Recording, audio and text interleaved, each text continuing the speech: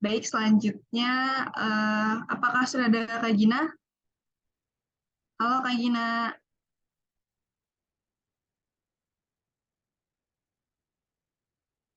Ya, halo teman-teman semuanya, apa kabar?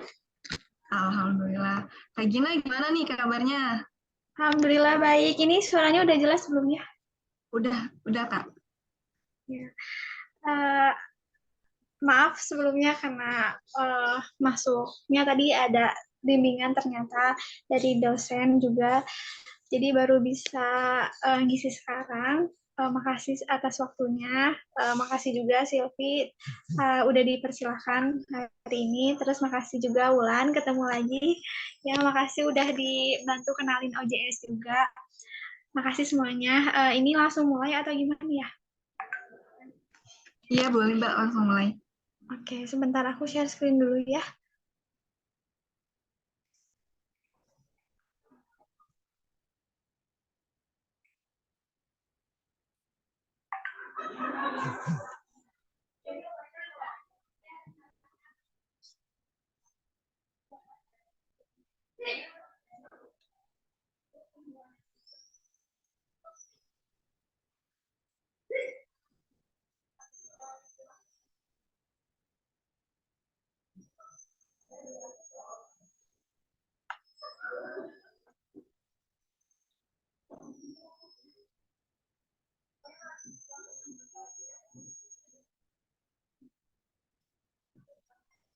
Oke, tadi sebenarnya udah disinggung juga ya tentang apa itu Open Journal System. Nah, sekarang mungkin aku jelaskan dulu. Kita sekarang mau belajar apa aja. Nah, di sini untuk learning outcome-nya, di sini aku akan jelasin tentang definisi dan tujuan OJS, terus gimana cara membuat akun di OJS Bimiki, terus gimana cara memproses manuskrip hingga publish, dan indeksasi ke Google Scholar. Gitu. Mungkin mulai dari yang pertama, untuk definisi dan tujuan dari OJS ini apa? Nah, OJS yang tadi kan udah tahu ya, Open Journal System. Nah, ini tuh adalah sebuah perangkat lunak pengelolaan jurnal dan sistem penerbitan untuk memperluas dan meningkatkan akses ke penelitian. Jadi ini tuh suatu software di mana kita tuh bisa mengelola manuskrip sampai itu bisa dipublish hasil penelitian itu dan bisa dilihat oleh orang lain gitu.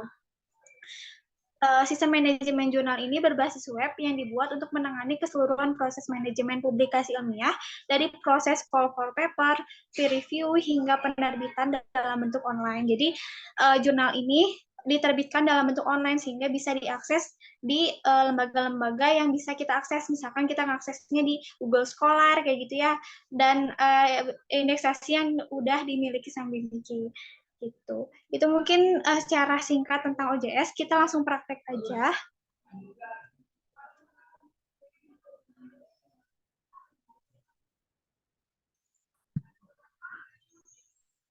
Aku izin off cam dulu ya, karena takutnya sinyal nggak kuat kalau share screen. Nah, di sini teman-teman bisa buat akun dulu.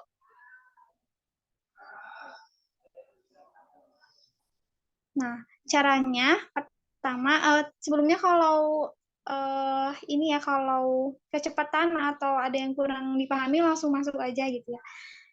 Karena waktunya juga sebentar, cuma 45 menit, jadi kita juga percepat ya buat tata cara latihannya. Ini klik register, terus nanti teman-teman klik di sini first name atau nama awalnya, misalkan Gina ya. Terus buat middle name-nya, nama tengahnya misalkan Aprianda, terus last name-nya Salsabila. Terus affiliation itu asal universitasnya dari mana gitu.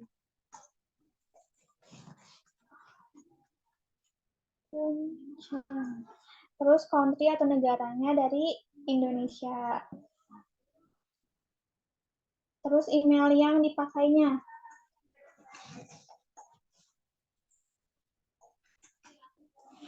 Nah, terus username-nya ini bebas gimana kita gitu, mau username apa aja. Misalkan kayak gitu ya username-nya. Terus password-nya ini juga gimana kita ya.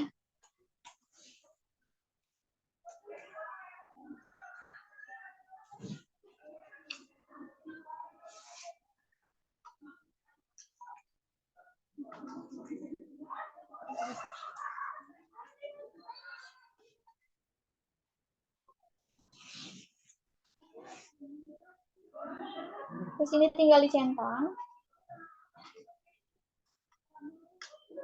Nah, ini buat reviewing interest, misalkan suka di keperawatan mana nih, misalkan interest di mana, misalkan keperawatan gawat darurat dan kritis, gitu, terus keperawatan jiwa, misalkan gitu ya. Terus tinggal di checklist aja MMR robotnya, baru kita register. Terus di sini kita bisa view submission, melihat apa sih ini, artikel apa aja yang udah kita submit, atau make new submission, melihat artikel apa aja yang udah kita yang baru kita submit, atau ngedit profil, atau continue browsing. Nah, misalkan kita view submission. Nah, buat tampilannya itu seperti ini. Bentar.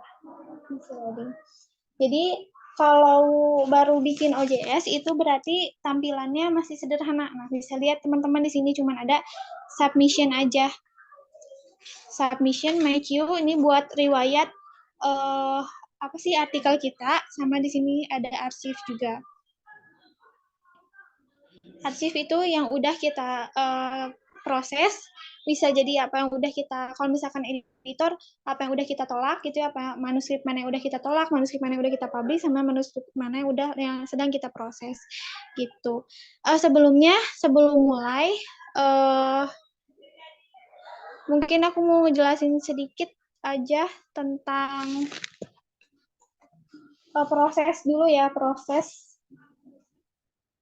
review, proses manuskrip ini dari mulai submit hingga publish. Sebentar.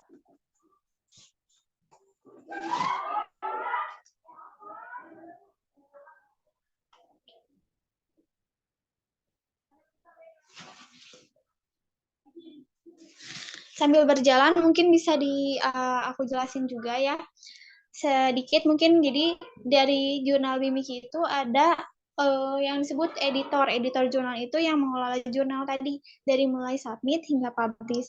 Nah, editor ini juga dibagi-bagi, ada namanya editor in chief. Nah, kalau editor in chief itu adalah kepala editornya gitu ya. Kalau di Bimiki itu pimpinan umumnya, berarti Wulan gitu yang jadi editor in chief. Nah, editor in chief ini tidak bertanggung jawab buat mengelola apa ya kayak ngeproses manuskrip hingga publish hingga kayak gitu, tapi yang memproses hingga publish ini adalah section editor disebutnya. Nah, kalau editor in chief itu lebih ke yang penanggung jawabnya terhadap keseluruhan jurnal, baik itu nggak hanya manuskrip aja, tapi juga divisi-divisi yang lain gitu ya. Kalau di Bimiki bertanggung jawab juga buat manajemen pengelolaannya kayak gitu. Terus juga buat kalau misalkan ya divisi-divisi lain kayak misalkan apa sih, gimana marketingnya, kalau misalkan PR ya, kerjasama dengan jurnal lain, dan lain sebagainya. Itu yang bertanggung jawab itu adalah editor in chief. Nah, kalau yang mengelola jurnal itu dari submit hingga publish itu disebutnya section editor. Nah, ada lagi namanya satu lagi editorial board. Nah, editorial board ini adalah editor yang itu tuh bisa rangkap gitu, bisa baik menjadi editor yang mengelola manuskrip, atau apa ya namanya, atau jadi peer reviewer atau mitra bestari gitu di sini.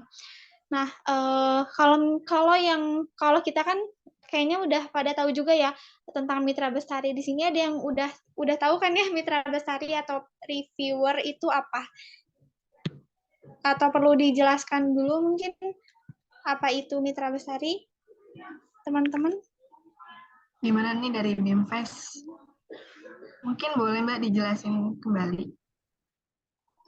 Oke, jadi kalau mitra bestari itu adalah seseorang gitu ya yang mereview suatu manuskrip yang sudah disubmit ke suatu jurnal berdasarkan ketentuan dari manuskrip tersebut kayak gitu. Nah, bedanya apa sama editor? Kalau editor kita lebih ke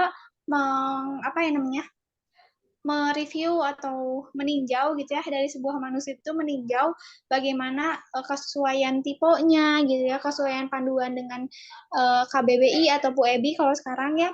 Terus juga bagaimana kesesuaian dengan template, dan memang kesesuaian dengan saran dari akreditasi Arjuna atau akreditasi jurnal nasional. Misalkan dari daftar pustakanya itu harus berapa persen dari sumber acuan primer, sekunder, dan lain-lain. Nah, kalau mitra besar ini lebih ke isinya gitu. Jadi seharusnya itu bab 1 di background atau di pendahuluan ini ada apa gitu, dan di author itu ada enggak gitu, terus yang kurang apa kayak gitu.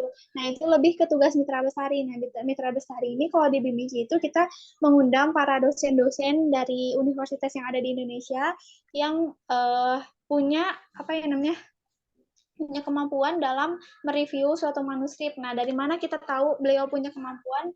Nah, itu kita lihat dari indeksasi dari H-index Google Scholar yang kita lihat di Sinta atau Sinta gitu, Science and Technology Index gitu. Jadi jadi tugas dari mitra besar ini adalah untuk mereview suatu manuskrip berdasarkan keilmuan dari mitra besar tersebut. Jadi seharusnya artikel ini seperti apa gitu, dan apa yang kurang gitu. Itu untuk mitra besari. Nah, di sini aku mungkin share screen lebih ke gimana tata caranya ya. Sebentar.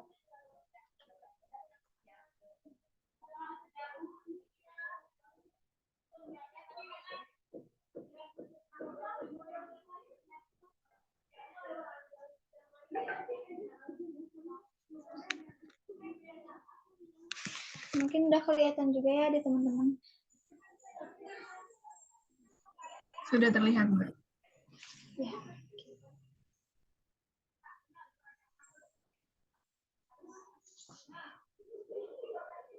Buat teman-teman yang mau tahu lebih lanjut tentang seputar editor jurnal, ini ada panduan, namanya panduan editor jurnal ini. Itu juga udah lengkap, bisa dibaca-baca di situ. Nah, mungkin aku mau share halaman tertentu aja ya, yang menjelaskan tentang proses manuskrip itu sampai publish. Nah, yang pertama itu mulai dari sini ya. Yang pertama, penulis menyerahkan manuskrip ke editor. Jadi nanti penulis atau kita sebut juga sama author gitu ya kalau bahasa Inggrisnya, itu menyerahkan manuskrip ke editor melalui apa? Melalui OJS yang tadi yang udah ditampilkan sebelumnya. Nah, terus nanti sama editor dilihat apakah manuskrip memenuhi gaya selingkung jurnal, apakah sesuai gitu sama template jurnal BIMIKI.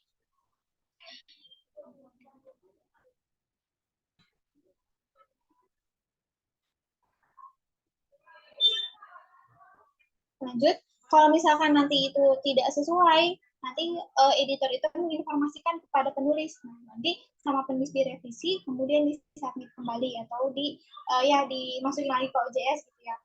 Nah, terus kalau misalkan ternyata udah sesuai sama gaya selingkung jurnal, itu nanti dari associate editor atau kepala divisi redaksinya, kepala divisi redaksinya itu menunjuk associate editor atau editor bagian untuk mengevaluasi gitu syarat gaya selingkung yang udah dibuat bersama editor insif. Nah, nanti jika manuskrip itu memenuhi syarat, maka mengundang reviewer untuk mereview. Jadi nanti editor ini juga mereview gitu. Awal sebelum kita serahkan ke mitra besar, ke dosen keperawatan gitu ya, sama editor diperiksa dulu gitu.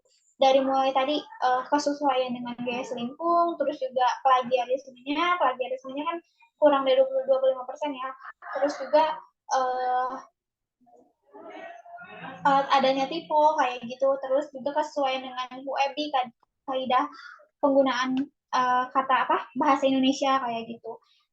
Kalau misalkan udah sesuai, baru sama editor nanti kirim ke reviewer atau ke mitra besari. Nah, tapi kalau misalkan ternyata nggak sesuai, itu bisa sama editor bisa di decline langsung gitu. Kalau itu sebenarnya kesepakatan kita, apakah misalkan mau decline atau misalkan mau dikasih kesempatan lagi, jadi kita kembali lagi sama author, direvisi lagi, terus submit lagi kayak gitu. Kalau misalkan ternyata manuskripnya masuk banyak, terus plagiarismenya sampai 80% gitu ya, itu kan kalau misalkan, kalau yang dulu ya, kalau dulu saat aku jadi redaksi, itu langsung ditolak gitu. Tapi itu kembali lagi kesepakatan pengurus tahun ini mau kayak gimana gitu. misalkan ternyata sudah sesuai gitu. Terus dari reviewer itu nge-review manuskripnya, terus dikasih deadline gitu ya. Kalau misalkan waktunya nyantai gitu ya, ada masih banyak waktu, itu bisa ngasih 2 minggu ke beliau. Cuman kan namanya dosen ya, kita tahu kan dosen kegiatannya juga sibuk, nggak hanya ngajar, juga penelitian, pengabdian masyarakat kan banyak gitu ya. Jadi kadang lupa gitu sama tugasnya dalam mereview manuskrip yang kita kirim gitu. Makanya perlu diingatkan dari sebelum-sebelumnya. Kalau misalkan kita suatu 2 minggu, berarti diingatkan dari 1 minggu setelah ngirim, terus juga H-3 setelah ngirim, H-1 kayak gitu. Sampai nanti kalau misalkan belum ngirim juga ya sampai H+ berapa pun diingatkan gitu ya. Terus kalau misalkan waktunya mepet, mungkin bisa kasih waktu 1 minggu kayak gitu. Intinya jangan terlalu mepet juga karena beliau juga punya banyak urusan gitu ya, punya banyak kegiatan. Nah, kemudian nanti dari manuskrip yang udah udah di review sama Mitra Bestari itu dicek sama editor. Nah, kan biasanya Mitra Bestari ngasih masukan gitu di situ apakah manuskripnya diterima atau manuskripnya itu direvisi, perlu revisi atau ditolak. Nah, kan kita ngirimnya kedua Mitra Bestari kan. Nah, kalau misalkan dua-duanya Mitra Bestarinya menerima, ya berarti langsung bisa kita publish langsung. Tapi kalau dua-duanya nyuruh revisi, berarti kita revisi. Kalau dua-duanya nyuruh menolak, berarti kita tolak kayak gitu. Cuman kembali lagi ke keputusan editor. Kalau misalkan kata Mitra Bestarinya disuruh nolak, tapi kalau ternyata kata editornya itu masih mumpuni gitu ya, masih layak artikelnya, mungkin bisa dipertimbangkan buat direvisi aja gitu, tidak ditolak kayak gitu. Nah, gimana kasusnya kalau misalkan satu Mitra Bestari nerima, satu Mitra Bestari nolak? Nah, itu kan kita juga bingung ya harus gimana. Caranya bisa mengundang Mitra Bestari baru. Jadi Mitra Bestarinya ada 3, kemudian nanti kita lihat keputusan Mitra Bestari ketiga ini gimana. Kalau misalkan keputusan Mitra Bestari ketiga ini adalah menolak, berarti kita udah punya yang nolak, udah punya 2 nih, berarti bisa kita tolak. Tapi kembali lagi ke keputusan editor, karena editor tadi yang berwenang gitu untuk memutuskan gitu. Jadi walaupun Mitra Besar ini bilang tolak, tapi kalau kata editor tidak ditolak, berarti tidak ditolak gitu. Nah, biasanya yang udah terjadi itu ya, selama aku 2 tahun di BIMICI, nggak ada satupun Mitra Bestari yang menerima gitu. Jadi pasti ada revisi. Jadi nggak ada yang langsung accept gitu. Tapi bilangnya itu perlu revisi manuskrip itu. Dan kalau misalkan nolak sih pernah ada menjumpai Mitra Bestari yang nyuruh nolak. Tapi tadi ya ngundang satu Mitra Bestari baru, ternyata Mitra Bestari baru itu nyaranin buat revisi, ya berarti direvisi kayak gitu.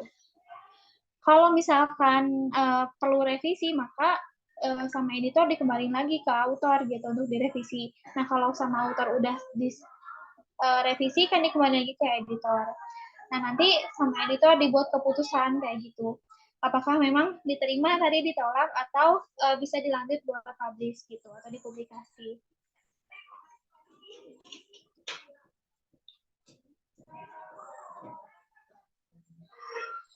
Nah, setelah editor membuat keputusan, dan biasanya ini nggak gampang gitu prosesnya di sini. Di sini kan tulisannya kadang-kadang editor memerlukan revisi kedua atau ketiga dari penulis.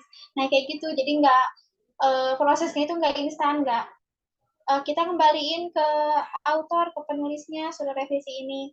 Terus autornya kembaliin ke kita, pasti lihat belum sesuai, dibalikin lagi. Terus begitu direvisi sama autor, dibalikin lagi ke kita, ternyata belum sesuai lagi, dibalikin lagi. Jadi prosesnya itu nggak gampang gitu ya. Jadi bolak-balik gitu aja, tapi biar efektif. Nah, makanya ada panduan penerimaan dan penolakan manuskrip itu buat apa tujuannya, buat biar kegiatan kita tuh efektif gitu. Misalkan sudah 3 kali pengembalian ternyata nggak sesuai, berarti di situ kita biar lebih efisien gitu ya, daripada kita buang waktu di situ, mending kita tolak dan kita lihat manuskrip lain yang mempunyai kualitas yang lebih baik daripada manuskrip itu gitu.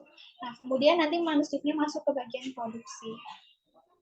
Oke, itu buat proses keseluruhan dari dari cara submit hingga publish secara singkat gitu. Nah, mungkin selanjutnya kita langsung praktek aja.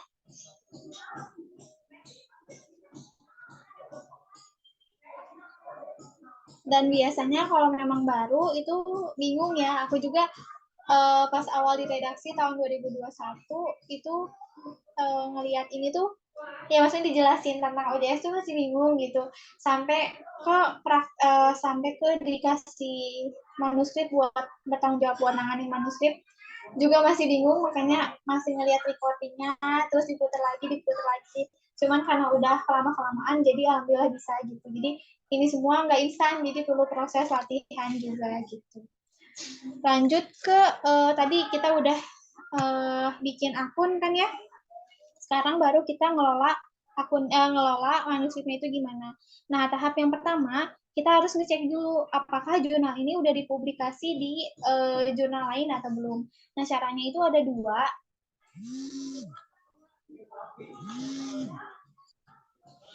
Caranya ada dua. Yang pertama kita bisa lihat cek di Google Scholar.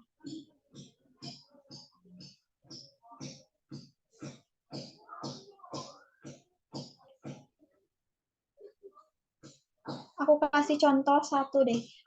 Kebetulan ada manuskrip yang memang tinggal di publikasi, tapi autornya belum ngirim revisi. Kita jadiin contoh aja.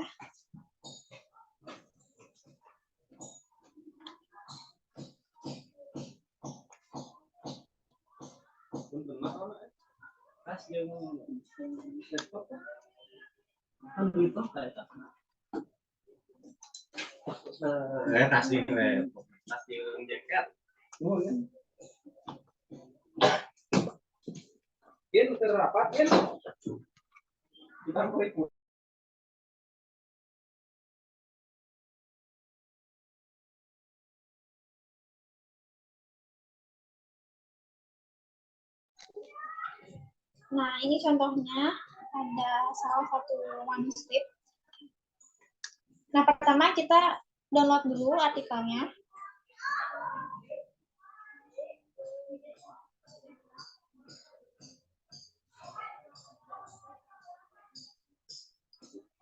Kalau boleh tahu teman-teman di sini udah pada bisa cara cek plagiarisme di Turnitin belum?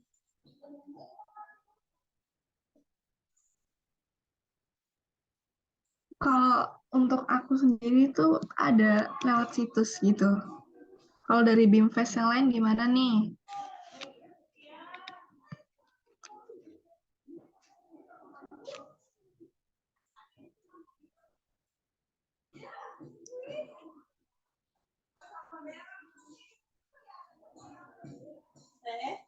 Ya, maaf ya nanti pintunya. Oh iya, ya, makasih Bu, maaf.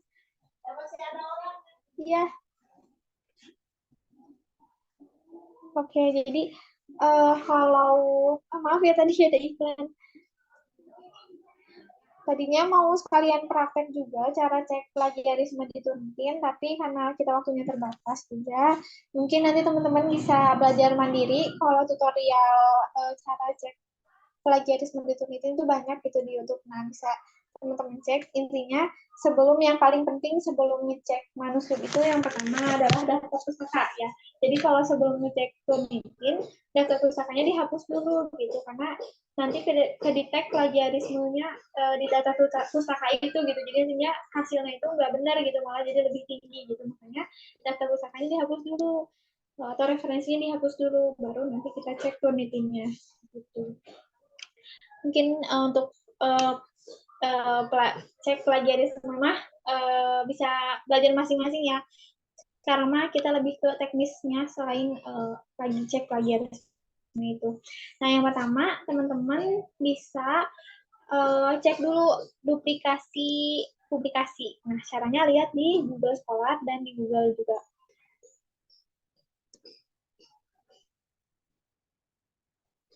Tadi kita copy dulu judul dari manuskrip yang udah author submit, paste di Google Scholar. Nah, terus kita lihat di sini. Kalau misalkan nggak ada judulnya yang sama, berarti itu lolos. Berarti manuskrip itu belum pernah dipublikasiin di apa ya? Di jurnal lain selain Biniki. Terus kita lihat juga gitu di uh, Google. Apakah ada yang sama?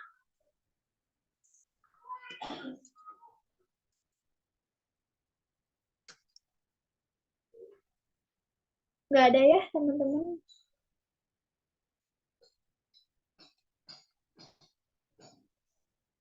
Ya, karena memang nggak ada yang sama, berarti manuskripnya udah lolos dari kriteria duplikasi tadi yang pertama. Kalau memang udah lolos, baru kita lanjut ke tahap kedua. Nah, tahap kedua ini kita cek Turnitin. Kita cek Turnitin, kalau plagiarismenya lebih dari 25%, bisa kita pertimbangin apakah diterima, maaf, apakah ditolak, atau dikembalikan untuk revisi plagiarisme tadi gitu. Dan saran aku jangan dulu, kadang kita mau efektif waktunya dengan cek Turnitin sekalian cek review redaksi, di situ cek tiponya, cek kata-katanya sesuai dengan UEB atau enggak. Kalau menurut aku sih nggak perlu dulu itu. Yang penting itu apa sih plagiarismenya dulu kayak gitu. Karena apa? Karena percuma kalau misalkan kita langsung ngembaliin ke author untuk cek apa sih, untuk perbaiki plagiarisme, terus juga tipe, terus juga kesesuaian kata sambung misalkan, terus kata depan, kata-kata yang misalkan ya yang sesuai dengan kaidah QED, tapi karena nanti pas sama autor direvisi itu kata-kata itu tuh udah karena kan plagiarisme itu ngelihat dari plagiat dari kata-katanya, sehingga kalau kita mau merevisi plagiarisme ya kita ubah susunan kata-katanya, jadi percuma kita yang tadi kata kita ini nggak sesuai, tapi yang sebenarnya direvisi kata-katanya sama autor jadi berubah lagi gitu. Makanya nggak perlu dulu ada review redaksi di situ, jadi langsung dulu kita turunin, minta autor buat turunin plagiarismenya. Kalau nanti udah turun baru nanti kita cek apa, kita review redaksi atau kita cek lagi tadi ada tipe nggak sama template jurnal Binici, terus juga sesuai nggak sama kaidah penulisan QEBI kayak gitu. Gitu. Kalau udah ke tahap 2 tadi cek Turnitin, baru kita ke tahap yang 4. Tahap 4 itu ngelihat kesesuaian dari manuskrip dengan template jurnal Binici.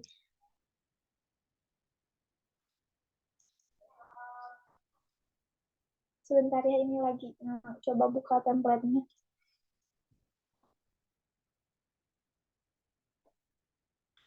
Oke, sambil nunggu mungkin mau jelasin sedikit.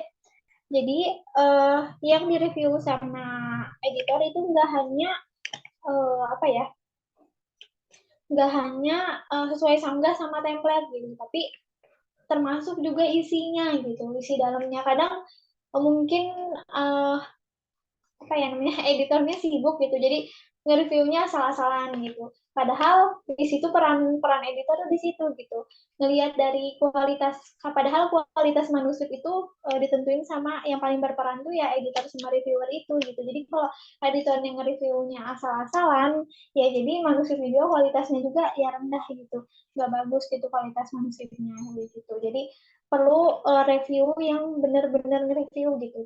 Nah, kalau pengalaman aku gitu, waktu saat nge-review satu manuskrip itu, untuk aku nge-review, waktu aku nge-review itu kurang lebih 1 jam gitu. Jadi nggak, apa sih nih, jadi agak lama juga di situ, 1 jam lebihan gitu. Kadang 1 jam lebih itu depan laptop terus gitu ya, nggak istirahat-istirahat. Tapi kalau misalkan kita mau istirahat, paling 20 menit istirahat, terus nanti kita lanjut lagi 20 menit istirahat gitu. Tapi kalau misalnya nggak istirahat, aku coba timer waktu itu stopwatch ya, itu sampai ke 1 jam lebih gitu buat nge-reviewnya gitu.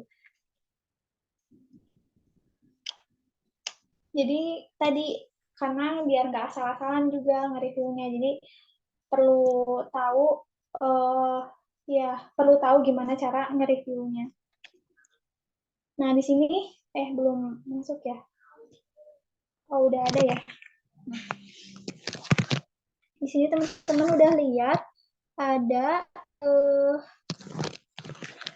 template Binici. Nah, ini yang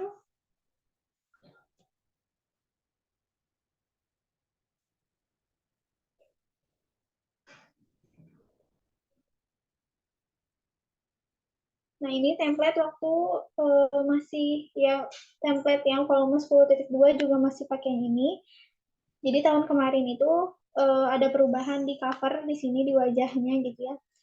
Ada beberapa perubahan. Nah, nanti buat Bimiki tahun 2023 mau ngerevisi template itu boleh karena kan itu ke apa namanya? Kewenangan gitu ya, kewenangan dari pengurus tahun sekarang, apakah mau dirubah template ini atau tidak juga itu bebas gitu ya. Tapi ada pertimbangan kalau dirubah kenapa harus dirubah gitu, kenapa nggak pakai aja yang lama gitu. Berarti kan kalau mau dirubah ada sesuatu yang lebih baik gitu kan. Gitu. Paling kalau pesan aku sih kalau misalkan mengubah template itu diperbolehkan gitu misalkan, tapi ada pertimbangan lagi kenapa harus dirubah gitu, apakah jadi lebih baik atau kayak gimana gitu. Gitu. Ini kurang lebih template dari Bimiki.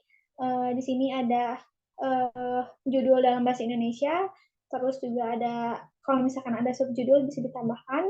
Terus di sini ada judul dalam bahasa Inggris dan subjudul dalam bahasa Inggris jika ada, nama penulis, afiliasi, terus abstrak Indonesia, artikel history gitu. Jadi kapan artikelnya diterima, terus diterima buat direvisi dan dipublikasi atau accepted. Terus ini abstrak dalam bahasa Inggris, ada pendahuluan, metode penelitian, hasil pembahasan, kesimpulan, saran, ucapan terima kasih ini opsional, sama daftar pustaka. Nah, di sini dilihat gitu, di sini kan ada panduan gitu ya, ada panduan gimana seharusnya penulisan judul. Nah, misalkan ini judul ditulis secara singkat, jelas, dan padat yang menggambarkan isi naskah. Ditulis tidak terlalu panjang, maksimal 20 kata. Nanti kita hitung, ada nggak sih lebih dari 20 kata atau enggak. Karena kalau sebenarnya 20 kata banyak ya, tapi ada aja gitu manuskrip yang lebih dari itu gitu judulnya gitu. Jadi kalau misalkan lebih dari itu ya harus direvisi kayak gitu. Terus gimana penulisannya? Misalkan judulnya harus Arial 14 dicetak tebal dengan uppercase semuanya ditulis kapital. Terus kalau subjudulnya kayak gimana penulisannya gitu. Terus ini juga ada keterangan. Nanti tuh ini dihapus ya. Kalau misalkan penelitiannya primer, penelitian langsung gitu ya, itu berarti original artikel. Nah, kalau misalkan studi kasus, berarti case study. Kalau misalkan literatur review, systematic review, berarti itu masuknya ke review artikel. Kalau ternyata artikelnya itu literatur review, berarti kita hapus yang original artikel dan case study-nya. Berarti sisanya review artikel kan di sini. Dan juga nanti ininya bisa disesuaikan juga. Apa sih? Kotak ini ya, kita sesuaikan juga panjangnya gitu.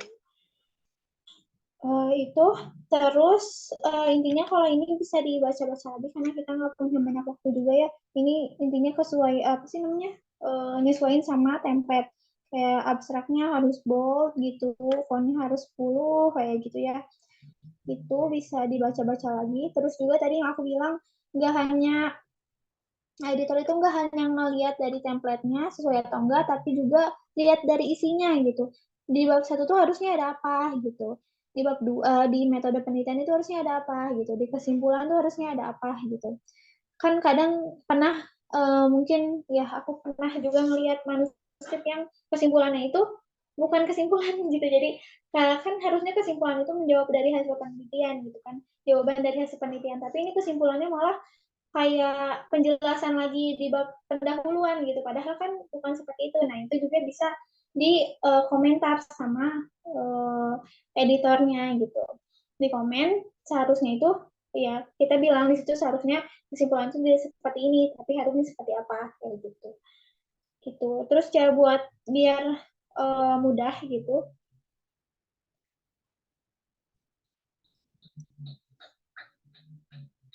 Biar mudah itu biasanya aku ngebagi dua gitu. Sebelah kiri itu manuskrip yang mau kita review, nah sebelah kanan itu buat template-nya. Jadi kan biasanya masih awal-awal tuh nggak inget gitu, nggak hafal template. Mungkin kalau aku 2 tahun, insya Allah udah hafal gitu ya. Harusnya kayak gimana penulisan judul, harusnya kayak gimana penulisan daftar pustaka, kayak gimana gitu ya.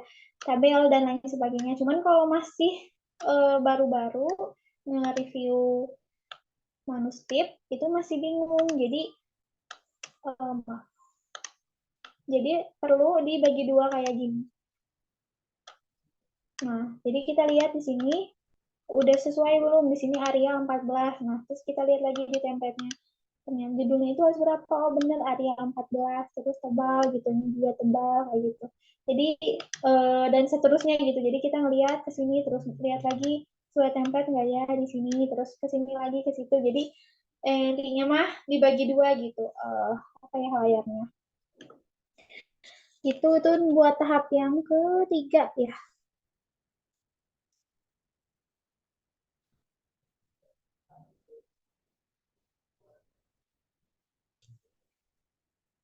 Nah, misalnya ternyata eh, ternyata manuskripnya itu eh, apa ya plagiarismenya lebih dari 25%, itu kita bisa kembalikan lagi ke autor. Nah, caranya itu dengan klik add discussion di sini. Jadi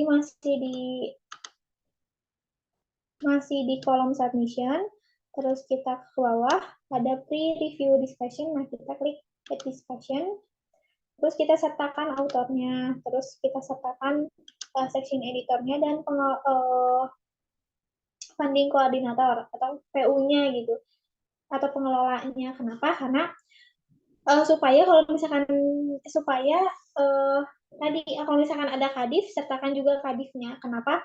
Supaya kadif di situ terus juga PU bisa tahu gitu manuskrip ini udah sejauh mana gitu. Kalau ya jadi eh, dia tahunya gimana ya, berarti kalau kita ada apa-apa itu ya, kalau misalkan bikin kolom diskusi ya harus di checklist juga. Dan yang paling penting juga autornya di checklist. Kenapa? Karena kalau misalkan nggak di checklist nanti kita ngirim pesan ke autor tapi autornya aja di OJS-nya autor tuh nggak kelihatan karena emang nggak kita checklist gitu. Dan ini juga masalah yang sering terjadi di Bimici gitu ya, dari autornya gitu. Jadi kata autornya saya udah ngirim revisi tapi kita cek di OJS kita nggak ada revisinya. Nah, itu biasanya terjadi karena autornya tuh nggak ngecek nama kita kayak gitu. Jadi mungkin nanti kalau misalkan udah komunikasi ke autor bisa dijelaskan gitu.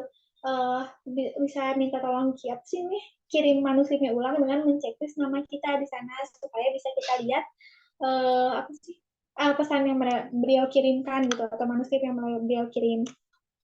Subjeknya bisa kita isi dengan misalkan uh, pemberitahuan tahap review redaksi gitu misalkan. Terus nanti kita di sini klik apa sih di bukan klik ya, kita ketik gitu format hubunginya. Nah, ini juga disepakati sama teman-teman redaksi atau editorial. Gimana cara mau menghubungin dari autornya?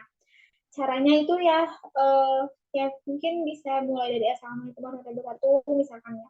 Terus juga jelaskan tujuannya apa. Misalkan ini contohnya boleh misalkan ini nggak pakai salam ya, tapi bisa juga dengan selamat malam juga. Terus misalkan Dear, siapa nama autornya dan tim, selamat malam, perkenalkan nama saya siapa dari editor jurnal Binki. Nah, terus kita kasih tahu maksud kita. Sama review pertama dan redaksi berupa cek plagiarisme, hasil cek manuskrip Anda sebesar berapa persen gitu. Sementara jurnal kami memiliki batas sebesar 25%. Terus kami sertakan buktinya juga. Terus kami berikan kesempatan untuk Anda memperbaiki artikel Anda sampai plagiarisme maksimal 25% kayak gitu. Dan lain sebagainya. Jadi untuk format menghubungi autor itu sebenarnya bebas ya mau gimana, tapi disepakati sama tim tim redaksi gitu ya, sama kadifnya, sama staffnya, sepakati mau kayak gimana caranya. Intinya kalau bisa formal ya formal karena kan kita itu editor jurnal ilmiah gitu, jadi baiknya memang hubungin autor itu secara formal gitu, tidak bukan informal gitu ya. Jadi baiknya hubunginnya secara formal gitu. Terus kita sertakan juga filenya, file yang mau dikembalikan ke autor, upload file di sini. Terus nanti kita pilih misalkan artikelnya artikel review berarti artikel teks kita kliknya. Kalau misalkan artikelnya hasil penelitian berarti research results dan lain sebagainya. Jadi sesuaiin sama jenis artikelnya. Misalkan artikelnya literatur review berarti kan artikel teks, terus kita upload file di sini.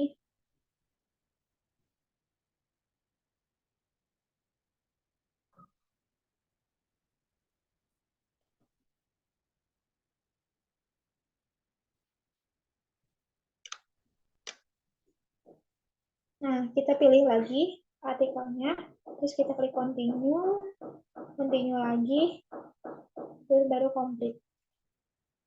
Nah, baru kita klik OK di sini.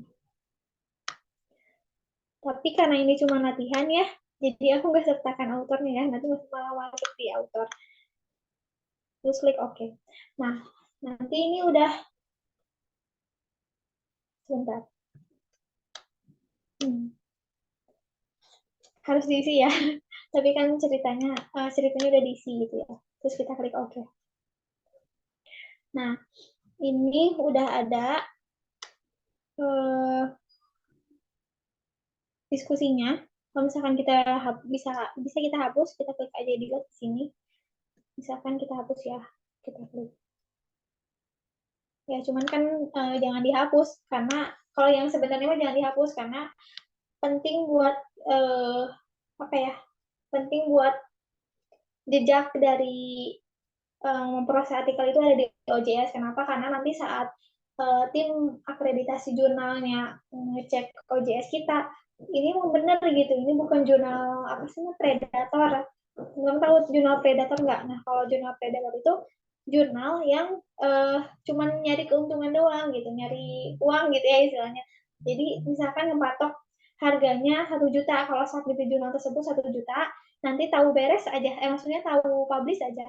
Jadi kita masukin artikel, terus kita bayar 1 juta, terus nanti tinggal publish. Jadi nggak ada proses revisi di situ gitu. Tinggal publish aja. Nah, namanya jurnal predator. Jadi nggak memperhatikan gimana kualitas manuskrip gitu. Yang penting mereka itu dapat duit gitu ya. Terus juga artikelnya bisa dipublikasi kayak gitu. Gitu. Jadi dan jurnal kayak gitu kan nggak pantas gitu ya. Adanya penelitian yang apa ya, yang nggak sesuai dengan ketentuan jurnal itu kan nggak pantas buat dipublikasi, nggak pantas buat dapat akreditasi SINTA tadi, akreditasi jurnal nasional. Makanya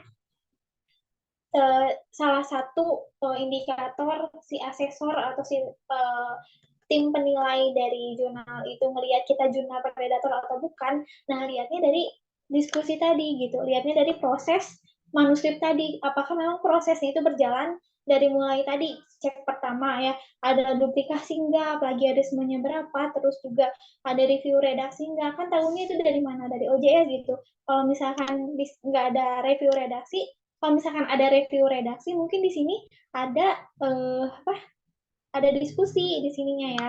Terus juga kalau misalkan uh, ada uh, ada review dari mitra besari, di sini ada reviewers yang mereviewnya, terus juga ada buktinya.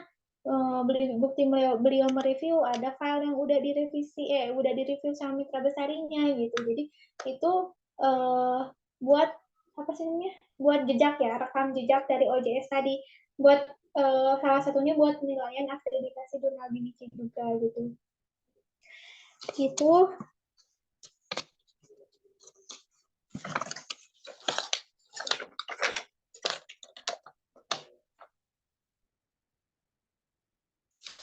Nah, misalkan kita udah ya. Misalkan kita udah kembaliin ke author buat merevisi, terus dari author udah direvisi, dan pas kita cek ternyata udah sesuai hasil revisinya, baru kita bisa kirim ke mitra bestari atau reviewer buat di rating jauh lagi sama beliau gitu, yang udah secara keilmuan mah udah lebih di atasnya kita gitu kan, dan penelitiannya juga udah banyak gitu, gelar juga udah S2, S3 gitu, dokter, profesor dan lain-lain gitu. Jadi kita minta beliau buat mereview ulang gitu dari artikel yang udah kita kirim.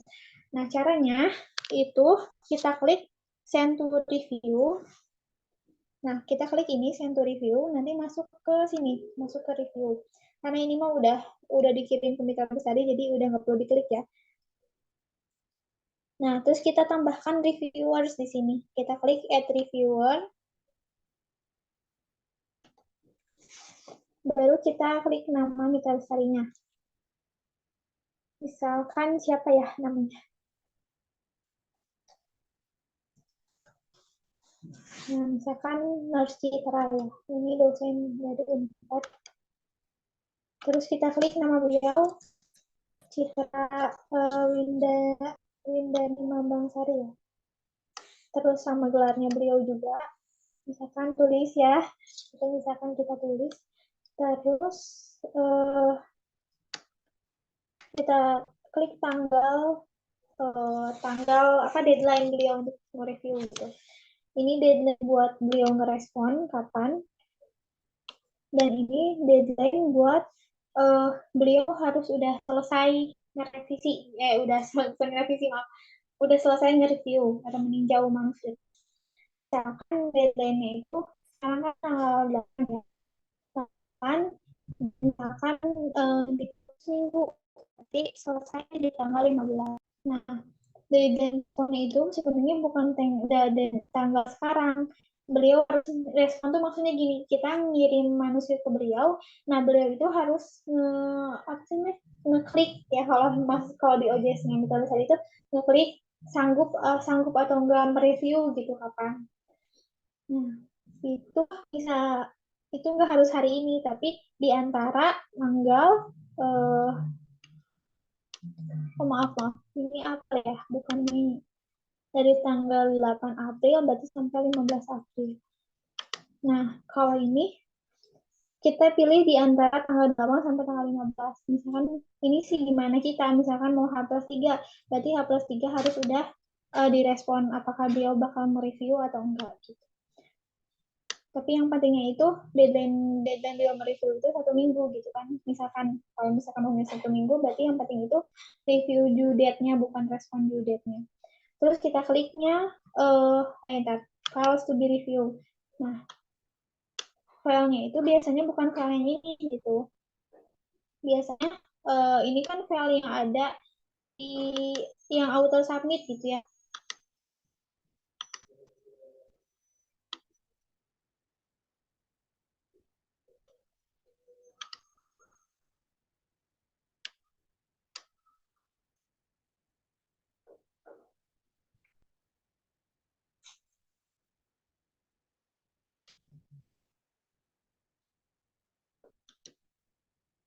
Bentar, biasanya di sini tuh ada klik add file.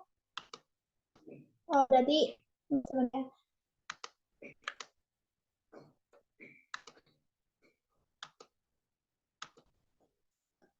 Sebelumnya berarti kita nge-upload dulu. Sebelumnya kita upload yang mau dikirim ke Mitra Besari. Berarti uploadnya bukan tadi di pesan Mitra Besarinya, tapi di sini ya, di atas reviewer. Nah, berarti di review files. Kita upload dulu filenya di sini. Upload file review. Nah, ini yang kita upload itu adalah file yang sudah direvisi sama autor, baik itu revisi plagiarisme atau revisi dari review redaksi tadi. Nah, penting penting buat diperhatikan gitu ya. Sebelum ngasih file ke Mitra Besari, kita harus menghapus afiliasi. Nah, kita harus menghapus siapa nama autornya, dari mana universitas asal beliau gitu ya. Universitas atau rumah sakit atau intinya institusinya beliau itu perlu dihapus gitu. Juga juga dihapus gitu. Supaya apa? Supaya nggak ada unsur subjektif gitu dalam review. Oh, ada ini mau beliau dari sini gitu ya, institusi ini. Oh, beliau mah dari institusi ini kayak gitu. Jadi nggak ada penilaian subjektif. Jadi kita pure yang kita harapkan itu Mitra Besar itu bisa pure ngelihat dari kualitas manuskripnya, tidak melihat dari siapa penulisnya kayak gitu. Oh, ini mah ternyata kata dosen, misalkan kata dosennya, misalkan kata Mitra Besar ini, oh ini mah mahasiswa saya, misalkan reviewernya dari UNEJ, dan ternyata autornya dari UNEJ juga, kayak gitu. Takutnya malah karena ini mahasiswa saya ya, saya ngelolosin manuskrip ini kayak gitu, jadi nggak ada revisi atau dan sebagainya. Jadi biar tidak ada unsur penilaian subjektif seperti itu, makanya perlu dihapus afiliasinya kayak gitu. Ini artikel teks kan, artikel teks karena tadi literatur review ya, kalau bukan literatur review berarti kliknya yang research results.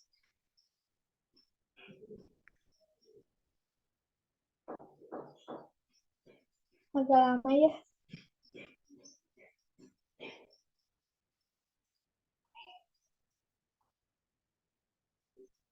Mungkin ini sinyalnya kurang mendukung.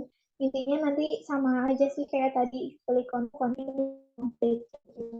Nanti baru ketika kita terus oke ya tadi, ketika kita nambahin di sini eh, apa ya, manuskrip yang untuk direview sama mitra besar itu udah ada gitu. Ini kebetulan lagi loading lemot banget. Mungkin sambil nunggu sinyalnya, barangkali ada yang mau tanyain, boleh di tengah-tengah juga. Masih bingung, ditanyain. Yang bingungnya yang mana gitu.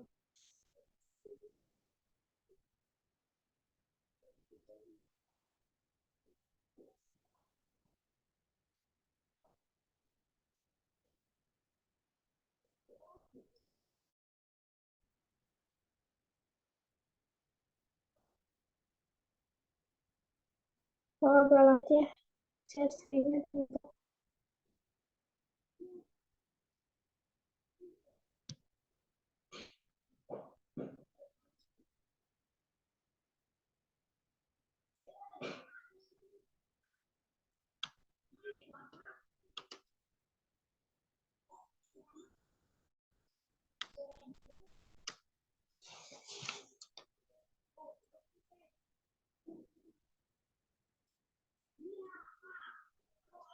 Nah, udah ada.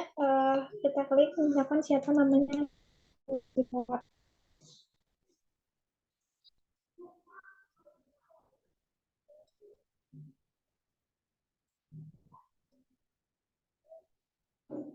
klik, terus select reviewer. Nah, ini diisi dengan nama beliau. Belum. Agak ini ya, beda. Share screen sampai sini saya lebih lambat. Nah, di sini name-nya itu klik nama beliau di Google Drive. Terus ini ya, klik important dates, tadi udah dijelaskan juga ya. Files to be review-nya, nanti karena kita udah nge-upload file yang tadi di sana ya, di kolom atasnya, di review file. Nanti di sini ada file baru, terus kita klik file tersebut. Terus jangan lupa ini klik double blind. Nah, ini double blind itu artinya apa? Artinya itu uh, nama mitra besar itu tidak diketahui autor, dan nama autor tidak diketahui mitra besar, kayak gitu intinya. Nama di OJS-nya siapa yang ngirim file ini, bukan yang ngirim, maksudnya siapa penulis manuskrip ini itu mitra besar nggak tahu gitu. Selain tadi kita ngehapus afiliasi di manuskrip, kita juga klik double blind di sini. Jadi nanti namanya itu di OJS-nya ya. Kalau tadi yang kita hapus kan nama di manuskrip. Nah, ini nama username di OJS-nya itu nggak kelihatan gitu sama mitra besarinya gitu. Jadi kita klik double blind. Jadi double gitu. Si mitra besarinya nggak tahu, autornya juga nggak tahu kayak gitu. Terus kita klik add reviewer. Nah, ini tidak dicentang ya, not email review itu tidak dicentang. Kalau centang itu nanti apa sih, OJS-nya itu nggak otomatis ngirim email ke mitra besari kayak gitu. Centang karena kalau nggak kita centang nanti ada apa ya? Ada email ke Citra gitu. Kalau di OJS, kalau ngirim ke mitra besari itu bisa otomatis ngirim ke email juga. Tapi itu kalau apa kalau ke add reviewer aja, kalau lagi nambahkan reviewer aja. Tapi kalau kolom diskusi di sini itu nggak otomatis nyambung ke email gitu. Makanya kalau hubungin author itu nggak cukup lewat apa ngehubungin author itu nggak cukup lewat OJS aja, karena OJS itu nggak ada sambungan apa sih, nggak ada link gitu ya ke email gitu. Makanya yang disarankan itu hubunginya dua, yang pertama itu lewat OJS, yang kedua lewat WhatsApp gitu, WhatsApp dari autornya. Nah, kalau misalkan kita belum tahu nomor WhatsApp autornya, ya kita hubungi lewat email. Tapi saat kita hubungin itu sekalian kita minta nomornya juga. Jadi untuk komunikasinya mungkin bahasanya yang udah pengalaman aku ya. Aku bilangnya gini, agar review bisa berjalan dengan cepat, kami mohon sertakan atau mohon mengirimkan nomor WhatsApp yang aktif yang dapat kami hubungin kayak gitu. Jadi nanti biar beliau mengirim dan kita juga bisa bisa hubungin beliau langsung lewat WhatsApp. Karena kan kita juga tahu ya, aku sendiri juga jarang ngecek email gitu. Jadi barangkali juga author juga kayak gitu jarang ngecek email. Jadi baiknya yang sering kita cek ini tuh WhatsApp ya, kita buka tiap hari. Nah, harapannya juga dengan kita punya hubungi beliau lewat WhatsApp, jadi kita juga bisa direspon dengan cepat sama beliau gitu. Jadi itu untuk cara ngirim kirim file ke Mitra Bestari. Selanjutnya kita masih punya cara, masih perlu dijelaskan juga cara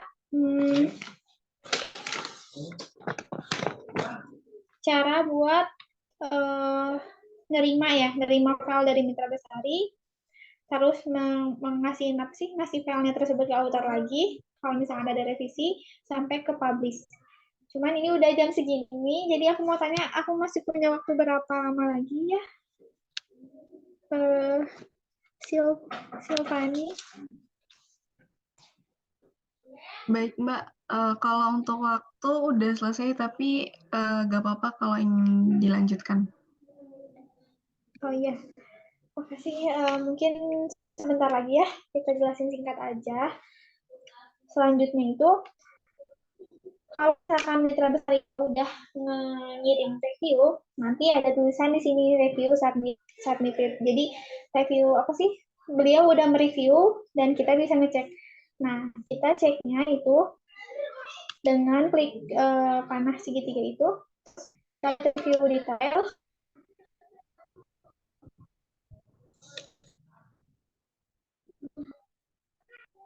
Masih lama ya, sampai sini.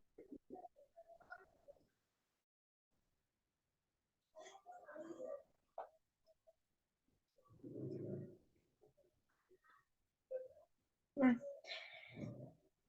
kalau misalkan ada kata-kata gitu biasanya ada di sini harus diperhatikan apa-apanya gitu. Tapi kalau besar-besarnya mager gitu ya, mereka cukup ngomong di komentar aja. Makanya ini filenya harus kita download gitu.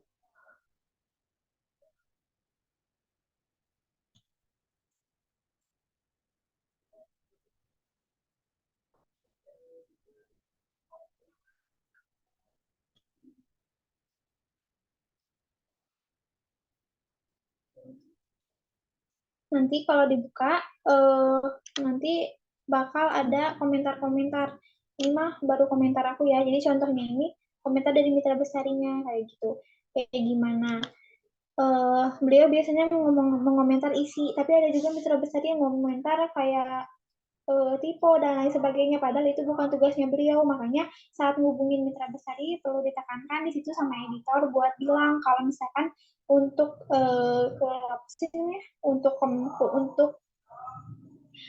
untuk apa ya namanya? Untuk sebentar apa ya?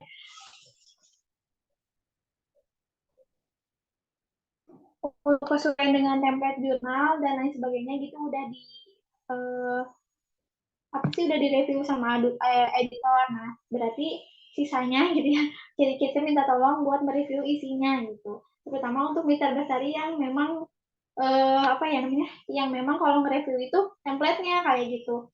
Tapi kalau misalkan mitra besarinya udah paham gimana cara mereview, biasanya beliau langsung gitu nge-review isinya gitu. Nah, terus kita cek gitu ya, cek lagi, oh ternyata seperti ini, komentar beliau, baru kita kirim ke author.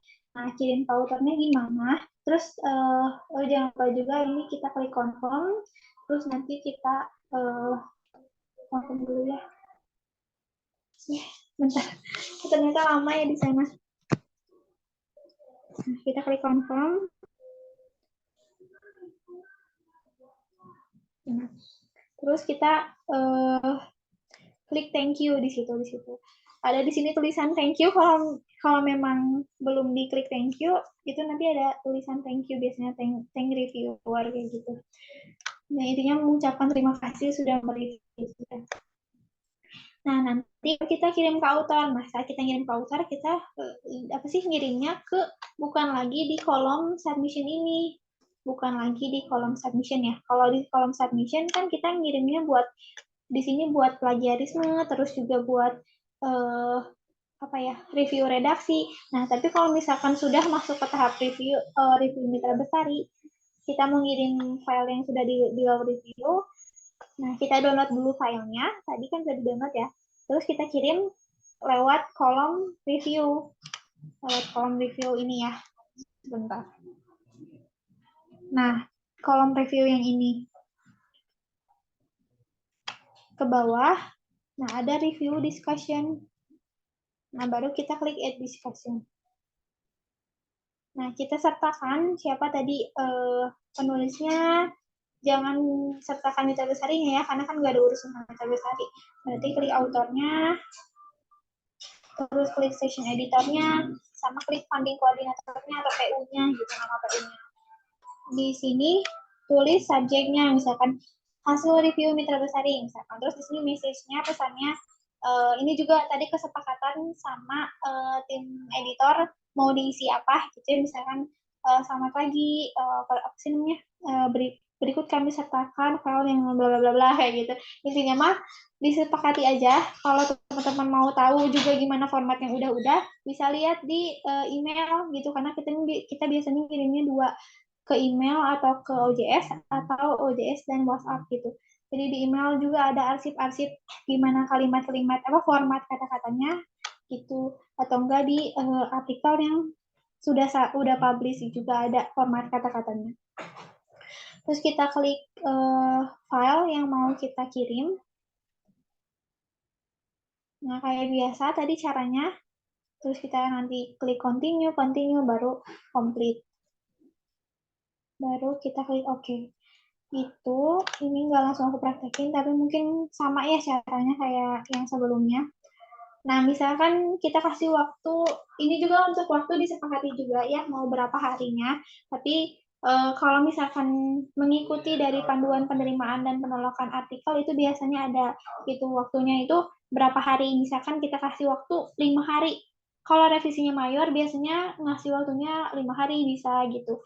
7 hari dan 5-7 hari gitu kalau revisinya banyak gitu dari Mitra Bestarinya. Tapi kalau misalkan revisinya sedikit, bisa misalkan kita kasih 2 hari, 3 hari kayak gitu. Cuman ya sedikit yang direvisi juga kayak gitu. Jangan lupa juga buat diingatkan dari sebelum, misalkan ngasih waktu seminggu. Nah, jangan juga diingatkan pas hari ke-8, hari ke-8-nya, tapi dari sebelumnya, dari misalkan dari 5 hari, dari H+5 gitu ya. Terus kok H+ ya? Haminnya gitu ya. Hamin berapanya gitu diingatkan. Gitu. Terus misalkan sudah direvisi sama author. Nanti kan ada di discussion.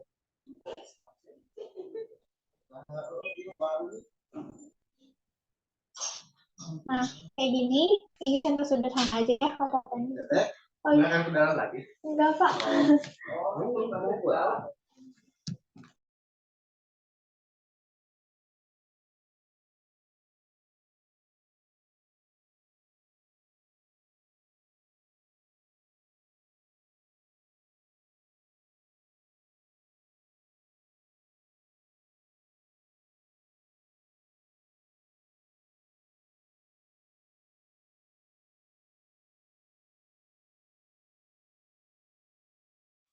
Maaf ada iklan.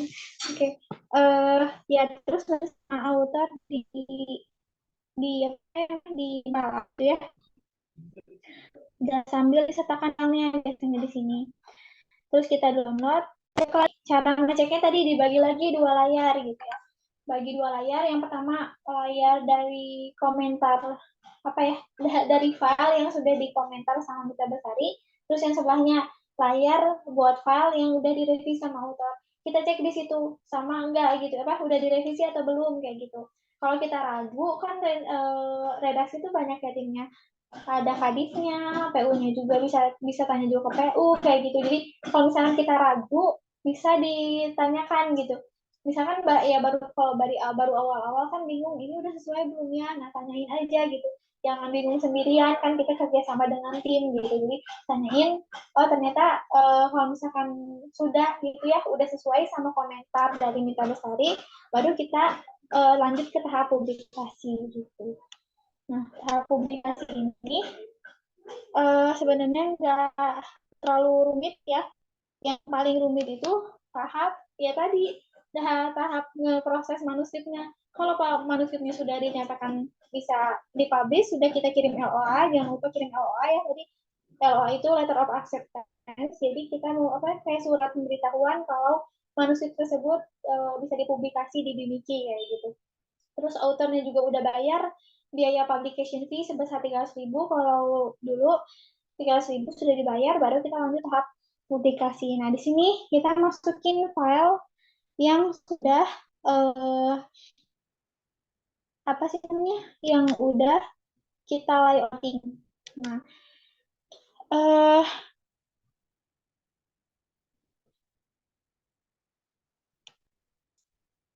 jadi kalau ini kan belum ada header footernya ya. Nah, kalau nanti kalau misalkan filenya sudah makasih Pak. Nanti kalau filenya udah apa ya, udah diterima buat publikasi, nah nanti baru kita tambahkan itu bagian dari layouting. Jadi kita tambahkan headernya, footernya, terus ya terus juga sesuaiin lagi kalau misalkan masih ada yang belum sesuai gitu sama template, nggak hanya header footer, terus nama apa sih doi-nya gitu ya, keterangan doi-nya juga ditambahkan. Terus apa-apa yang misalkan masih kurang juga diperbaiki di situnya. Pastikan itu tuh memang udah layak buat publish gitu. Di sini juga jangan lupa dicek juga apa ya, kayak apa sih namanya ini kayak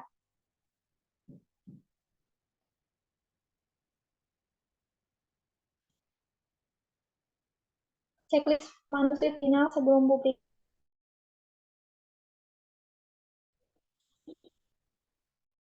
Nah, gimana ini tinggal di checklist aja. Jadi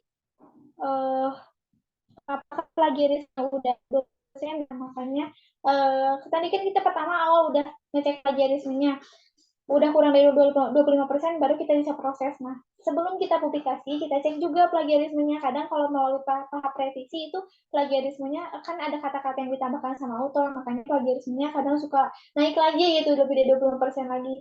Jadi kita cek plagiarisme, kalau misalkan udah sesuai, kita cek sumber pustaka selain sumber primer maksimal 20% dari jumlah total. Nanti kita checklist lagi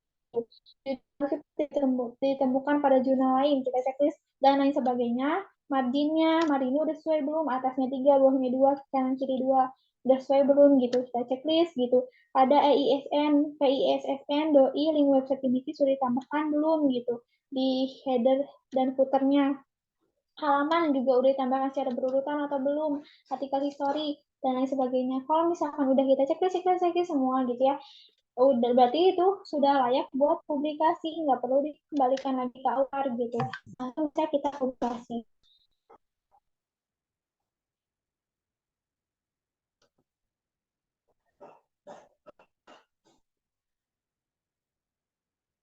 Masukin file, sebentar ya masih loading.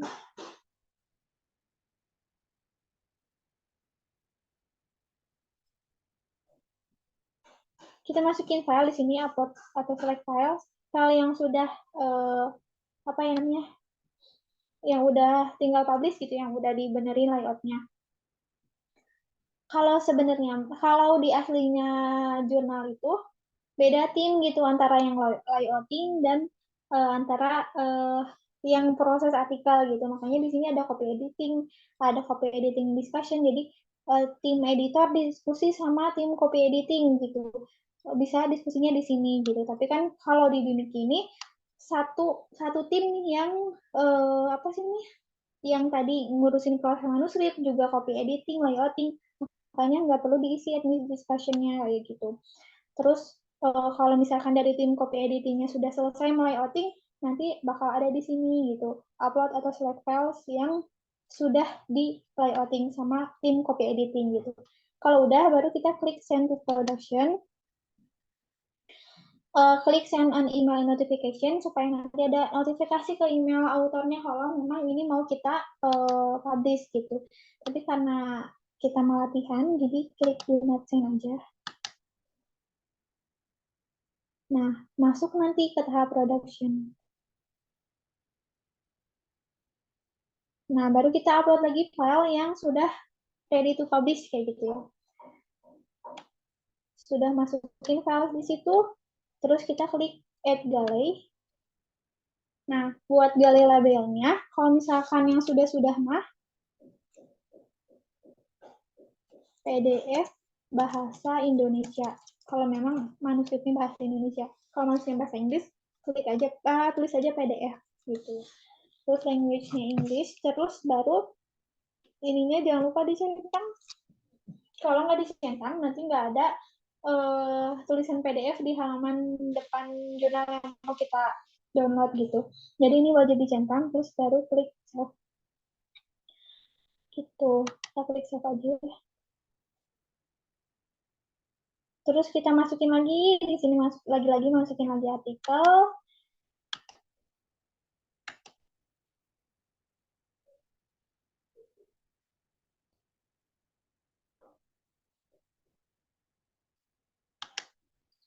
Jangan lupa artikel yang kita masukin itu harus dalam bentuk PDF supaya nanti bisa kebaca di saat kita mau download gitu artikelnya komplit.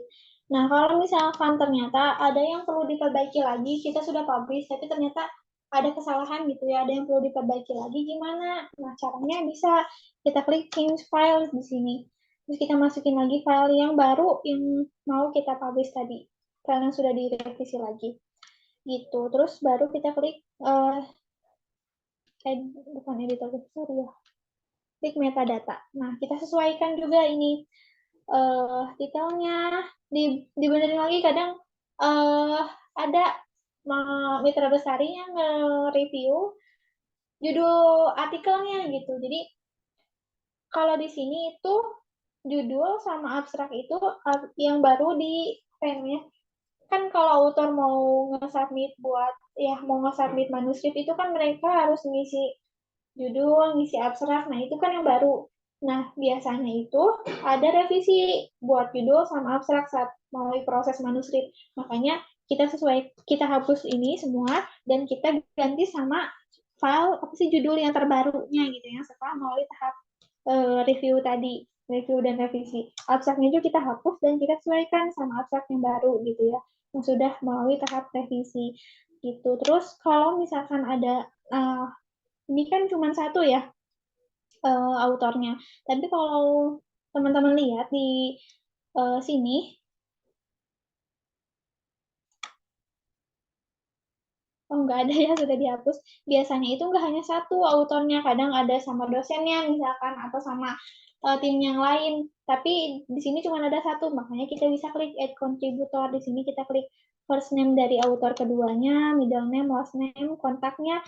Kontak ini kan wajib diisi ya, tapi nggak muncul kok di OJS-nya, di websitenya juga. Makanya kalau misalkan kita nggak tahu, bisa kita asal aja emailnya, misalkan namanya siapa, Gina gitu ya, terus @gmail.com gitu juga nggak apa-apa gitu.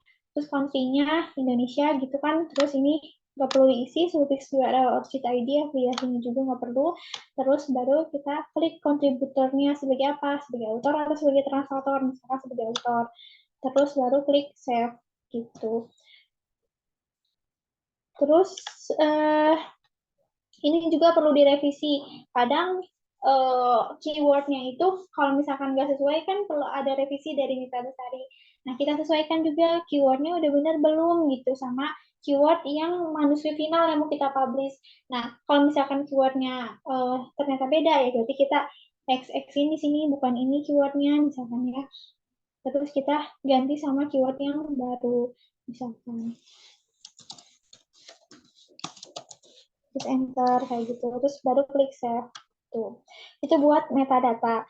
Terus baru kita sudah semua, galai udah, metadata udah, baru kita schedule for publication. Nah, kita mau di volume berapa publishnya, misalkan di volume 10.2 gitu ya. Page-nya itu halamannya berapa, misalnya halaman 1 sampai halaman 10 gitu. Ini halamannya sesuai sama halaman yang ada di manuskrip tadi ya, yang udah di layouting. Baru kita klik save gitu.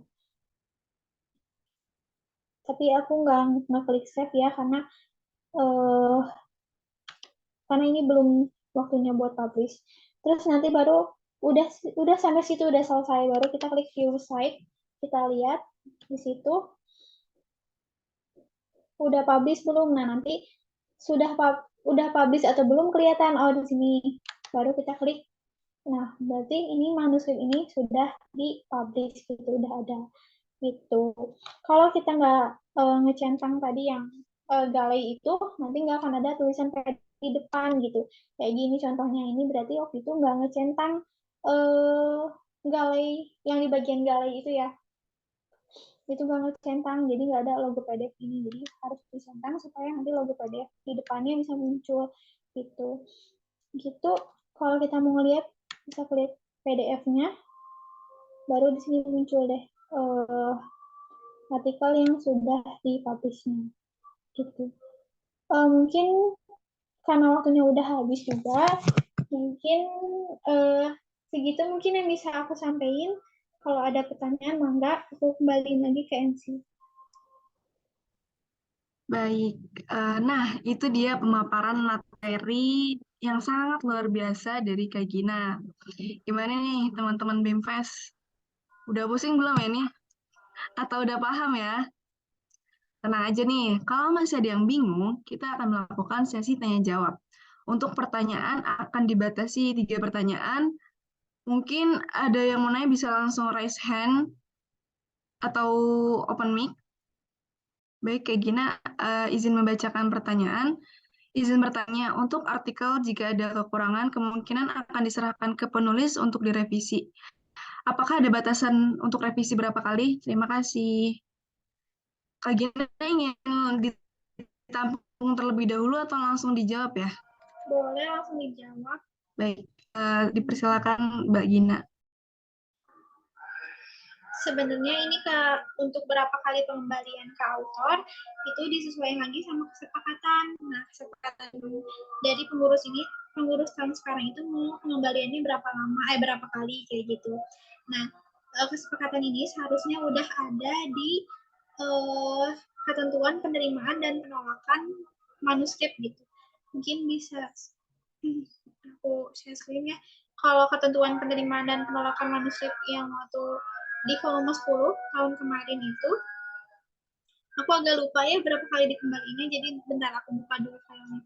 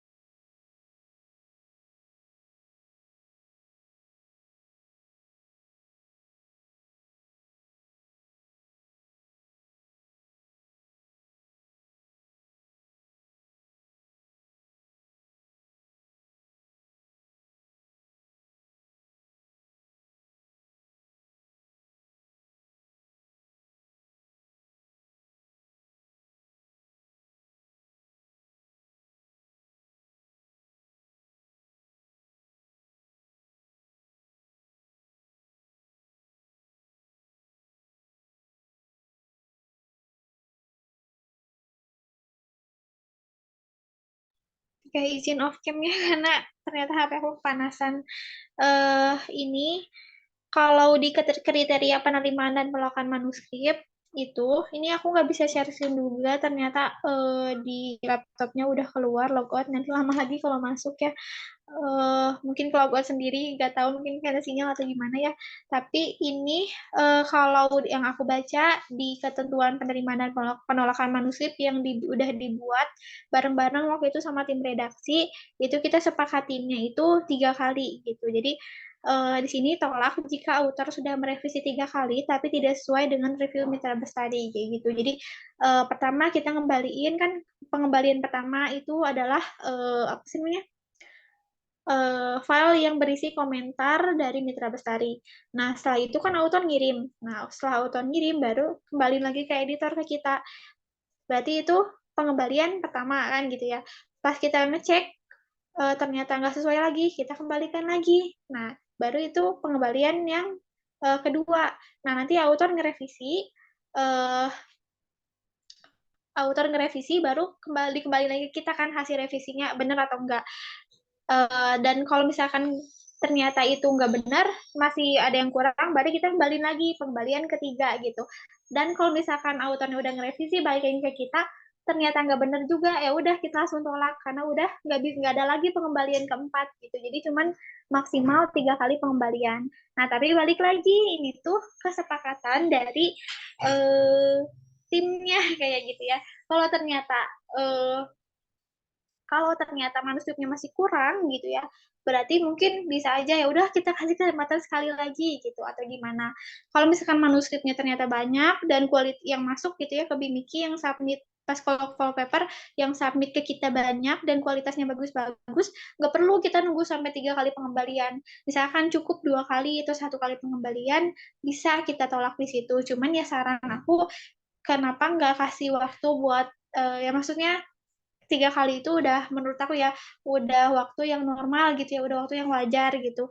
Misalkan baru sekali amat mah ya kasihlah waktu kesempatan kedua gitu, karena mungkin beliau punya harapan yang besar supaya bisa submit di jurnal Bimiki gitu. Jadi kita kasih kesempatan kalau memang ada waktunya kayak gitu, waktunya masih ada. Itu mungkin buat menjawab pertanyaan pertama, apakah udah terjawab atau belum? Bagaimana ya tanggapannya? Apakah sudah cukup? Dari Rizky ya. Ya, dari Rizky ya. Ya, bagaimana? Oke, lanjut ke pertanyaan selanjutnya dari Kak Fadila. Izin bertanya, Kak, kalau manuskrip sudah dalam tahap bestari kedua tetapi masih ditolak, itu bagaimana, Nggih, Kak? Atau menunggu call paper selanjutnya? Oke, jadi buat apa ya namanya, ya mitra besar itu kan dari dosen-dosen yang beliau udah punya high index tugas skor yang tinggi, udah apa ya, udah kredibel gitu buat mereview suatu manuskrip. Nah, kita kan ngasih manuskrip ke beliau gitu kan. Nah, satu manuskrip itu direview atau ditinjau sama beliau itu eh, satu manuskrip itu kebagian 2 mitra bestari kayak gitu. Jadi mitra bestarinya misalkan Nurse Citra sama Nurse siapa gitu ya. Nurse Mega, misalkan Nurse Citra sama Nurse Mega. Nah, nanti kan sama beliau direview. Nah, kalau misalkan dua-duanya ternyata menolak, ya berarti besar kemungkinan bakal kita tolak kayak gitu, karena kan dua-dua manuskrip dua-dua mitra besarnya juga udah menyarankan buat nolak, artinya memang dari segi kualitas itu nggak bagus gitu ya buat dipublikasi di Bimiki. Jadi ya udah kita tolak aja. Tapi gimana kalau misalkan cuman salah satunya misalkan Mas Citranya aja yang nolak, Mas Megahnya nggak nolak. Jadi yang aku udah sebutkan, kalau kita teh undang lagi satu mitra bestari yang baru, mitra bestari ketiga, nanti baru kita lihat komentar dari beliau. Kalau ternyata beliau itu menyarankan buat merevisi, artinya nggak nerima nggak nolak, cuman butuh revisi aja ini manuskrip gitu, berarti ya udah kita pertimbangkan lagi di situ. Makanya editor tuh harus punya apa ya namanya, kemampuan yang cukup gitu ya buat memutuskan tadi buat memutuskan itu layak atau enggak gitu. Kalau di situ mungkin kata saran mitra besarinya buat revisi, terus juga mitra besari ketiga menyarankan revisi gitu ya, dan mitra besari yang Nes Mega juga menyarankan buat revisi, dan juga dari segi keilmuan dari editor gitu ya, ngelihat dari segi kualitas artikelnya, kata editornya masih bisa buat ditingkatkan dengan melalui revisi, ya udah kenapa nggak kita revisi kayak gitu. Tapi kalau misalnya di situ kasusnya ternyata apa kualitas artikelnya menurut kita, menurut editornya itu ternyata kurang, kualitasnya akhirnya udah direvisi juga udah nggak bisa lah, udah banyak banget gitu revisinya. Terus juga ada beberapa hal yang mungkin nggak bisa direvisi, kayak misalkan dari segi apa dari segi apa ya, uji etik misalkan, kan itu di dalamnya juga di dalam metode penelitian harus ada uji etik kalau buat penelitian primer, tapi di sini nggak ada, dan autornya juga katanya memang nggak pakai uji etik, sementara di ketentuan DIKI harus ada uji etik, dan nggak memungkinkan buat uji etik lagi, kan lama juga ya ngajuin uji etik. Ya ya udah kenapa nggak langsung ditolak kayak gitu. Makanya penting buat editor tahu gitu, ini tuh yang baik itu artikelnya seperti apa, supaya bisa tadi memutuskan menerima atau menolak. Kembali lagi, yang menerima atau menolak itu editor. Jadi walaupun mitra besar di situ nyaranin buat nolak, tapi kalau kata editornya ini masih perlu, masih bisa ditingkatkan dengan revisi, masih memungkinkan buat revisi, berarti direvisi kayak gitu. Sebentar.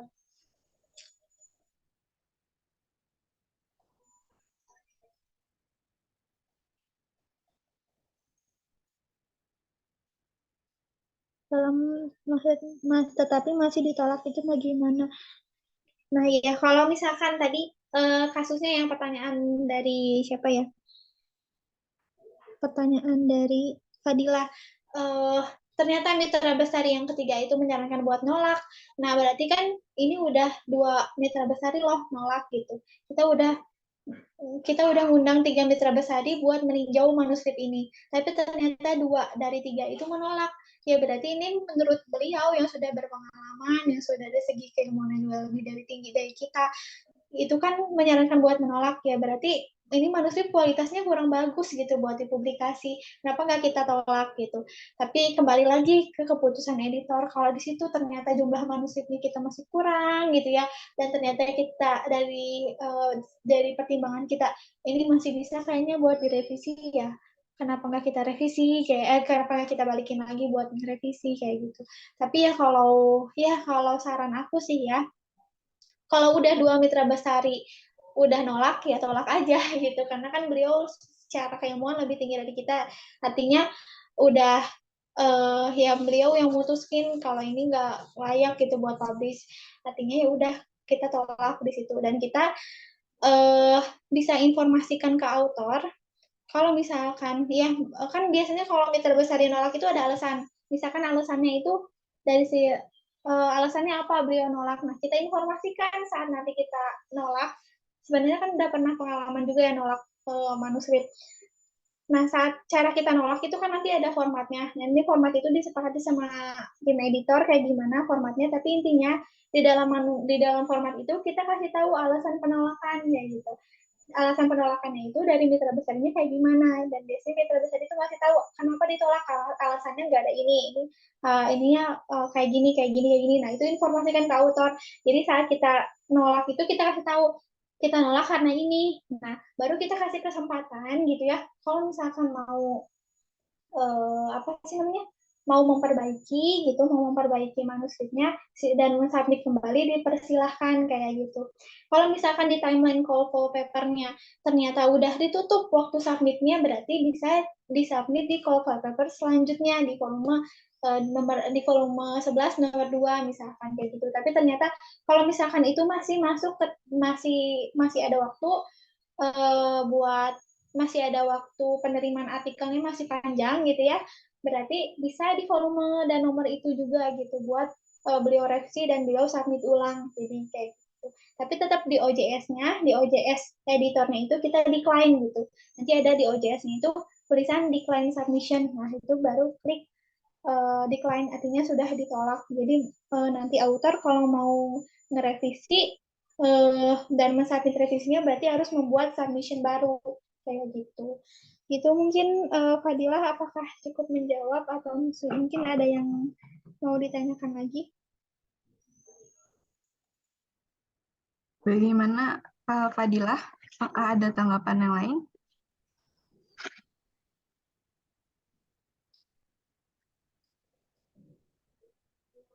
Oh, dan pertanyaan terakhir dari Kak Santi, izin bertanya Kak Gina, kalau kita mau nge-review tapi yang keunduh formatnya PDF, itu apakah kita sendiri yang convert ke Word atau kita lakukan pemberitahuan ke author untuk mengunggah kembali? Terima kasih Kak. Oke, ya. Ya, tadi yang pertanyaan Fadilah sudah terjawab ya dari Santi. Nah, ini juga sering juga ya ada autor yang submit bentuk PDF padahal dalam poster qualified paper ya kalau aku nggak salah ya itu udah ada ketentuan jenis file apa yang harusnya disubmit kan jenisnya kalau nggak Word itu kalau nggak dokumen itu RTF gitu kan jadi kita nggak nerima bentuk PDF.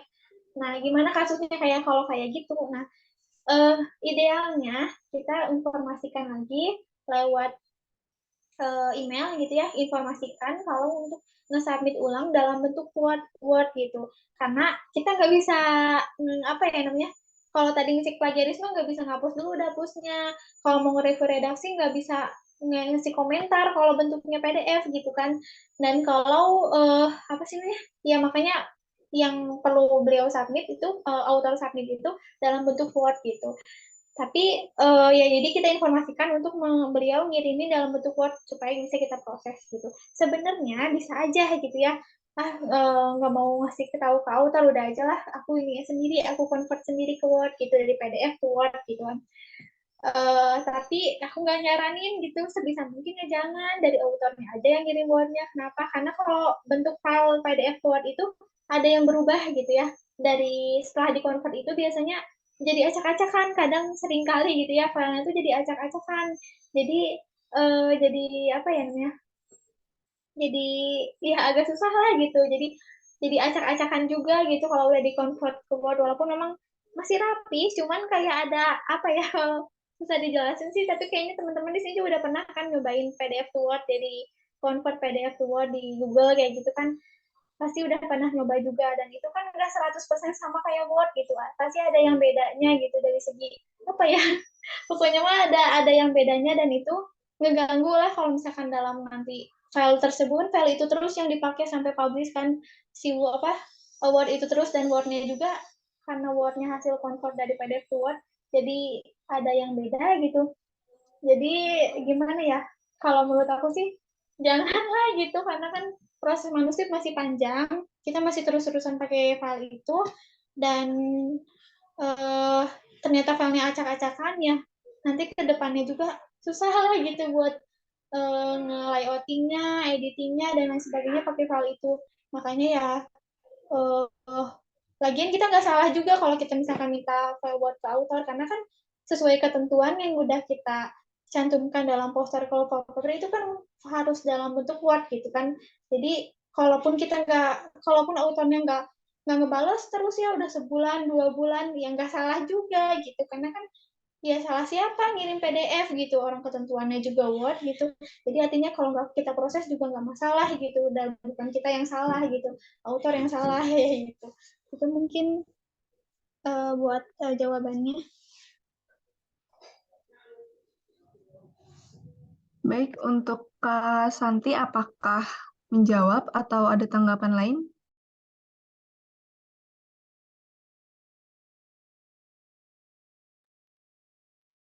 Baik, teman-teman, sesi pemaparan materi dan tanya jawab sudah selesai dilakukan.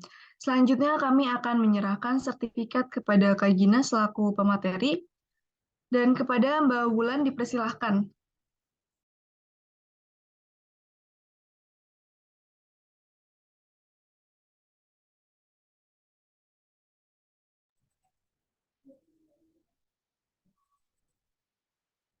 Ini dokumentasi ya, Dek ya? Ya, Oke, monggo Teh Gina dulu ya.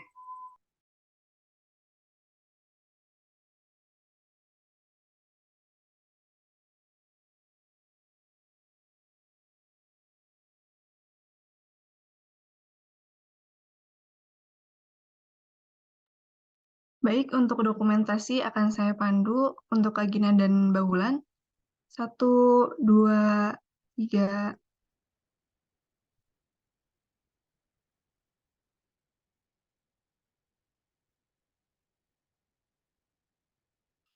Baik, terima kasih kepada Mbak Gina dan Mbak Wulan. BIMFest belum pas nih rasanya kalau kita nggak dokumentasi dulu. Yuk teman-teman yang belum on cam bisa langsung on cam aja.